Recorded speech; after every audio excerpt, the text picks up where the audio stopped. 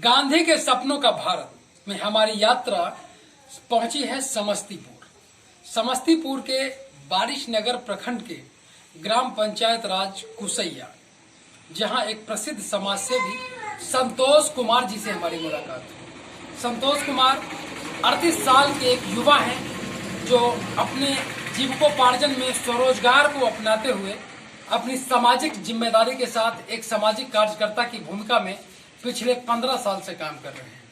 सामाजिक विकास और गांधी के सपनों के भारत को लेकर इनके पास कई सारी महत्वपूर्ण परियोजनाएं हैं, जिन परियोजनाओं में ये युवा और महिलाओं को उसी तरह समाज में योगदान लेना चाहते हैं जिस तरह कभी गांधी राष्ट्रपिता कहा करते थे। सबसे पहले संतोष कुमार जी, आपका कार्यक्रम में स्वागत है। जी धन्यवाद। आप हमें ये बताइए कि अचानक राजनीति में आने की इच्छा, एक सामाजिक कार्यकर्ता की भूमिका और सामाजिक कार्यकर्ता के रूप में अपने आप को परिपूर्ण नहीं समझते हुए राजनीति में कुछ विशेषाधिकार को पाने के उद्देश्य से अधिक लोगों तक पहुंचने के उद्देश्य से क्या उद्देश्य रहा राजनीति में आने का, क्या वजह रहा? सर, मेरा पहला कहना है, पहला तो मान के चलिए सेवा भाव है राजनीति, और उसके बाद हमारे समझ में ऐसा आ रहा है कि हमारे पंचायत में जो काम होना चाहिए, सरकार का जो योजना है वो योजना सही ढंग से नहीं हो रहा है। इसके वजह से हमने राजनीति में आने का फैसला किया। माननीय कुमार की महत्वाकांक्षी परियोजना 7 निश्चय, जिसमें जल नल, गली नली और भी कई महत्वपूर्ण प्रोग्राम्स हैं। योजना आयोग के रिसर्च के आधार पर कि देश में 80% लोग स्वच्छ पानी नहीं पीते हैं, यह योजना बनी थी। यह नीतीश कुमार की महत्वाकांक्षी परियोजना है जो पिछले एक कार्यकाल में यह योजना धरातल पर नहीं आ पाया। ऐसे में आप माननीय मुख्यमंत्री नीतीश कुमार के सपनों को कैसे साकार करेंगे? कि सरकार का जो योजना हमारे पंचायत में आया, पूर्व से आया हुआ है और नहीं पूरा हो पाया, जिसको हम पूरा करेंगे। अगर हमें यहाँ की जनता, कुसैया की जनता हमें अगर मौका देता है यहाँ आने के लिए और सेलेक्ट करके भेजता है तो हम अवश्य करेंगे इस काम को। महात्मा गांधी और राष्ट्रपिता को सच्ची श्रद्धांजलि देने के उद्देश्य से नरेगा और मनरेगा जैसी योजनाओं का क्रियान्वयन हुआ। ग्राम पंचायती राज संस्थानों को बापू के सपनों का मिशन कहा जाता है। ऐसे में महात्मा गांधी के नरेगा और मनरेगा जैसी योजनाओं में व्याप्त भ्रष्टाचार, फर्जी जॉब कार्ड धारकों के नाम पर अवैध वसूली जैसे कई ऐसे घटनाएं हैं जो मीडिया में आए दिन आती रहती हैं। तो आप अपने नेतृत्व में इन योजनाओं का सफल क्रियान्वयन कैसे करेंगे?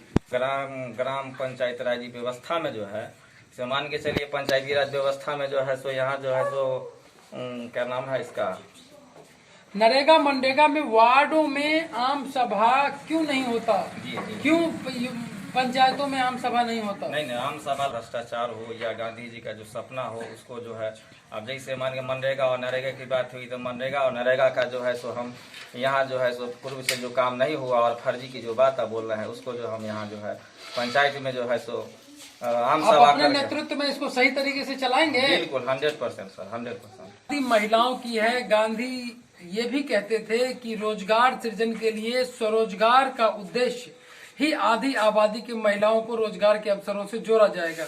ऐसे में महिलाओं के लिए क्या योजनाएं हैं आपके पास? छोटे छोटे कुटीर उद्योग है, पैकेट बनाना है, कोई चीज का जो है बुनकर लोग बनाते हैं, उसका व्यवस्था हम करेंगे। सरकार का जो योजना होगा उसको हमको बैंकों से कैसे जोड़ेंगे? बैंकों से जोड़ेंगे। जैसे सर ऋण लगाएंगे कि नहीं लगाएंगे? बिल्कुल सर। ऋण शिविर के बिना कैसे होगा? ऋण शिविर तो जरूरी है ना? हाँ सर, बिल्कुल जरूरी है। ऋण शिविर हम लगाएंगे। हम बैंक से बात करेंगे। बैंक से जो है छोटा जो है सो जैसे खुलता है पंचायत वाइज या वार्ड वाइज जो खुलता है स्वयं सहायता समूह, उससे हम जोड़ के सभी को लोन दिलाएंगे। युवाओं के द्वारा आज नशा, बेरोजगारी और पलायन की जो समस्याएं हैं, इन समस्याओं को लेकर युवा परेशान हैं। ऐसे में युवाओं को रोजगार देने के लिए भी स्वरोजगार से बेहतर और कोई विकल्प नहीं हो सकता। युवाओं को एक तरीके से स्थापित करने के लिए कैसे आगे बढ़ाएंगे रोजगार और स्वरोजगार के अवसरों? तो सर दिया गया अपने यहाँ व्यवस्था है, उस व्यवस्था को हम 100% लागू करेंगे। और लागू करने के बाद एक रोस्टर बनाएंगे। रोस्टर के तहत जिन जिन लोगों का जैसे नरेगा और मनरेगा का जहाँ जहाँ काम होगा वहाँ काम करवाएंगे और युवा को रोजगार देंगे। को कैसे कम करेंगे? आज भ्रष्टाचार इस देश की एक बहुत बड़ी समस्या है। ऐसे में वार्डों में आम सभा नहीं होता, पंचायतों में आम सभा नहीं होता, आम सभा में योजनाएं नहीं बनती। तो जब तक आम सभा में योजना नहीं बनेगी तब तक कैसे अंतिम व्यक्ति तक न्याय के साथ विकास पहुंचेगा? कैसे बापू के सपनों का भारत आगे बढ़ेगा? असर लगाएंगे। आम सभा लगाने के बाद लोगों को जो है सो प्रोत्साहन करेंगे।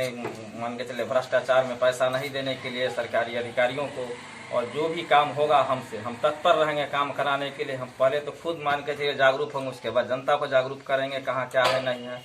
और जहाँ होगा हम प्रयास रहेगा मेरा कि मेरे समाज की जनता है ना, मेरे समाज की जनता किसी को भ्रष्टाचार में पैसा नहीं दे और सभी आदमियों के काम जो है सो सामान्य पूर्वक कराएंगे। कि आप जीतने के बाद, मुखिया बनने के बाद अपने पंचायत के चौमुखी विकास के लिए, समग्र विकास के लिए वो कौन सा 5 काम सबसे पहले करेंगे जो आज से पहले आपके पंचायत का कोई भी जनप्रतिनिधि वो 5 काम नहीं किया हो?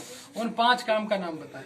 हाँ सर, सबसे पहले व्यवस्था होना चाहिए। हमारी आबादी बढ़ रही है और रोड का जो है व्यवस्था, रोड काते काते लोग बस रहे हैं और आबादी को बसने के लिए रोड नहीं है। हम प्रयास करेंगे समाज से मिल के हो या सरकारी स्तर पर हो, सबसे पहले तो हम रोड की व्यवस्था करेंगे और रोड व्यवस्था करने के बाद रोड के अगल बगल जिस हिसाब से लोग बसते हैं हमारे यहाँ स्ट्रक्चर के हिसाब से, उस स्ट्रक्चर के हिसाब से उसको हम बसाएंगे। स्वास्थ्य केंद्र है आपके पंचायत में? हमारे स्वास्थ्य केंद्र है, लेकिन स्वास्थ्य केंद्र नहीं के बराबर है, उस पर भी मेरा ध्यान रहेगा। बच्चों के खेलने के लिए खेलकूद का मैदान है? खेलकूद की मैदान की बहुत कमी है हमारे यहाँ। प्रयास रहेगा मेरा कि खेलकूद का भी जितना हो सके उतना जो है ग्राउंड मिले।